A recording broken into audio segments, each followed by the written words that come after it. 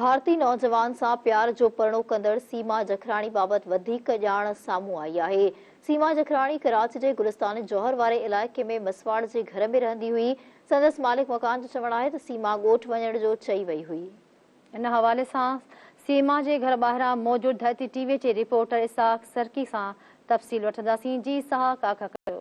भिटाई आबाद वारे इलाइक़े में मौजूद आहियूं, जिते जेको आहे 3 जुलाई ते जेको आहे हिन घिटी मां उहा माई जेको आहे कराची खां दुबई वरी नेपाल वरी उनखां पोइ इंडिया पहुती। त अक्सर जेको आहे सोशल मीडिया ते इहो किस्सो डिस्कस थिए पियो ऐं फाइनली उन जॻह ते असां पहुता आहियूं। धरती टीवी जी टीम पहुती आहे जिथे सीमा रहंदी हुई किराए ते। हे पोयों उहो घर आहे जेको मुंहिंजो कैमरामैन तव्हांखे ॾेखारींदो त सीमा हिन घर में रहंदी हुई। घर किराए जो हुयो। हिन घर खां ॿिए हंधि शिफ्ट थी वई हुई, जिते ॿुधाए पियो न त हुन घर खे खपाए करे जेको आहे हितां जेको आहे पंहिंजा जेके पासपोर्ट ऐं वीज़ा वग़ैरह दुबई ताईं ठाहिराई। उनखां पोइ जेको आहे नेपाल वई, नेपाल खां पोइ वरी इंडिया शिफ्ट थी वई, जिते ॿुधाए पियो न त प्यार जो जेको किस्सो आहे उहो हिकिड़ी गेम जे ज़रिए शुरू थियो, जंहिं गेम जो नालो पबजी पियो ॿुधायो वञे।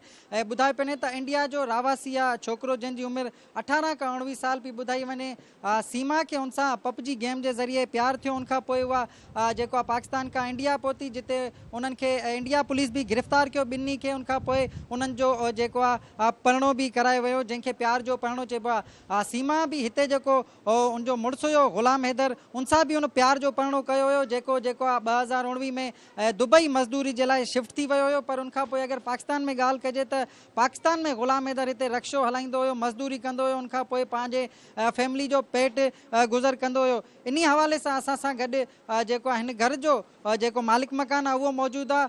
उन सां इन हवाले सां ॻाल्हि ॿोल कंदासीं त उन वटि जेको आहे कहिड़ी मालूमात ऐं कहिड़ी मालूमात शेयर करणु चाहे थो।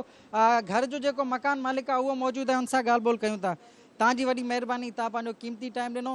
ॿुधाइजो त सीमा जेकी हिते रहे पई केतिरे अरसे खां रहे पई, ऐं तव्हां वटि जॾहिं पहुती त तव्हां कंहिंजे रेफरेंस सां हुनखे हे घर किराए ते ॾिनो, ऐं तव्हां वटि कहिड़ी डिटेल आहे? असां वटि साईं रहे पई, हुनजो पीउ गॾु हुयुसि। हुन पीउ असांखां घरु वरितो, हिते 3 साल रही हुई। असांखे किरायो ॾींदी, पंहिंजो घर बि हलाईंदी हुई। पोइ 3 सालनि में हिननि जेको पबजी ते हाणे को वास्तो थी वियो। पोइ हितां हुनजे पीउ जो इंतकाल थी वियो।